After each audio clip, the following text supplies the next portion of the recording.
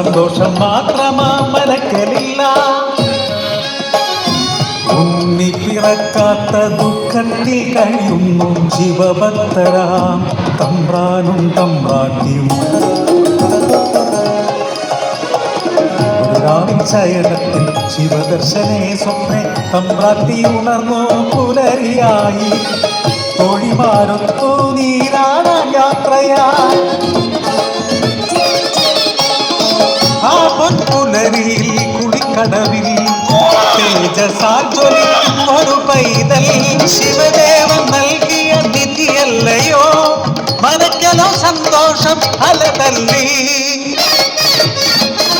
ഉണ്ണി വളർന്നു ബാലനായി കൗമാരം പടിവാതിൽ എത്തി നിന്നു. മാറുന്നു ഭാവങ്ങൾ രീതികൾ ഉണ്ണിക്കു കൂട്ടുകാരടിയാളന്മാർ. കടവിനക്കരെ പറച്ചിയൂരിൽ അടിയാളത്തിലെ കൂട്ടുകൂടി. തോട്ടിൽ ചൂണ്ടയിട്ടു കാട്ടിൽ നായാടി കള്ളുമോന്തി മാംസം കഴിച്ചിടുന്നു.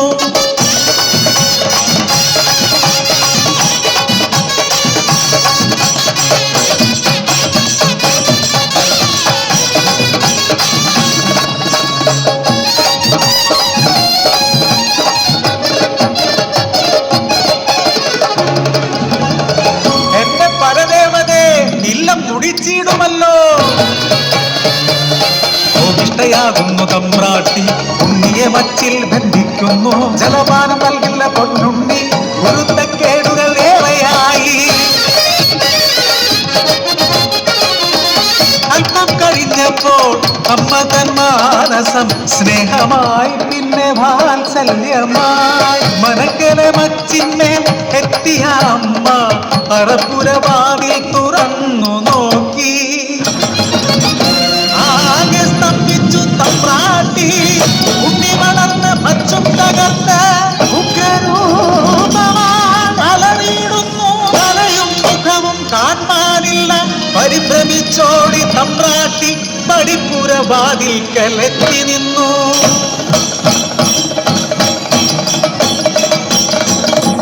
മനക്കരെ മച്ചും തകർത്തുണ്ണി വെറും ദൈവമായി മാറി. മനയ്ക്കു മുകളിലെ തലയിൽ ഗോളം.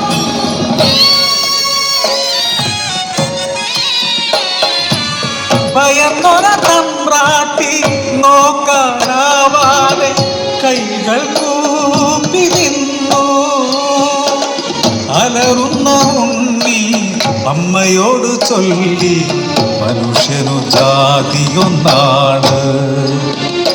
അടിയാളം പറയൂ ദൈവമാകും ഞാൻ. മുത്തപ്പൻ ദൈവമായി ഇറങ്ങാടും.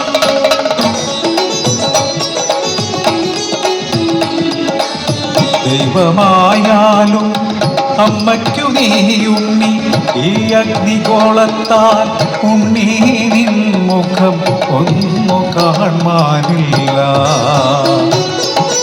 കണ്ണുകൾ മൂടി മുത്തപ്പനായി നീ ദർശനം നൽകൂ പറശ്ശിനിക്കടവിൽ. അന്നു തൊട്ടിന്നോളം പറശ്ശിനിക്കടവിൽ അനുഗ്രഹിച്ചിടുന്നു മുത്തപ്പൻ ദൈവം. ദുരിതങ്ങൾ നീക്കി സൗഖ്യം നൽകി